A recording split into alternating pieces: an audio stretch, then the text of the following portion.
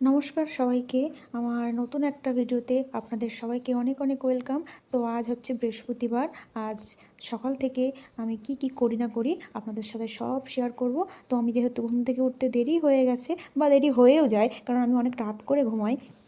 তো সকাল সকাল উঠে একটু ইয়োগা করে নিলাম, করে আমার যে হেলদি ড্রিঙ্কটা খাই আমলকি, তার আধা ঘন্টা পর খাই এই জিরা, মেথি, মুড়ি অনেক কিছু দিয়ে এই হচ্ছে ওয়াটারটা খাই।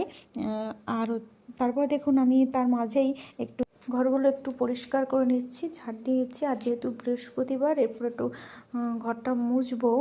কেন কিন্তু দেখুন হঠাৎ করে আমার পাশ থেকে একটা দিদি ডাকছে আমাকে, কেননা পাশের একটা বিল্ডিংয়ে একটা মেয়ের আর কি বিয়ে হচ্ছে 4th মার্চ। কিন্তু জানি না এর মধ্যে কিছু নিয়ম আছে, আমি তো জানি না। তো সেইখানে নিয়ম কারণ আছে, সেই নিয়ম কারণে যাচ্ছি।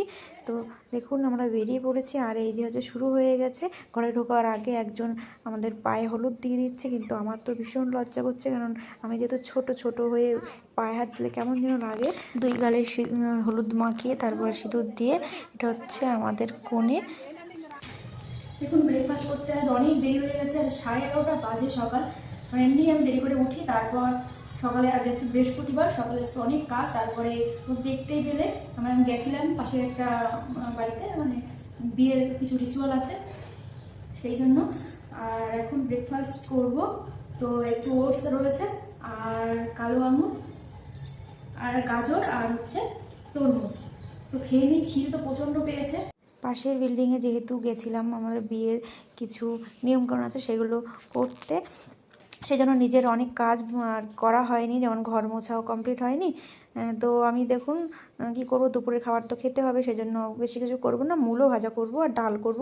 তার মাঝে আমার হাজব্যান্ডের একটা জামাটা সেলাই করে দিচ্ছি, কারণ ওর জামাটার বগলের ওখানে একটু সেলাই খুলে গেছে। কারণ এখানে দর্জি কোথায় আছে আমি জানি না, ওই জন্য হাতে সেলাই করে নিচ্ছি। আর যেহেতু ছোটো একটু জায়গা তো কোনো অসুবিধা নেই।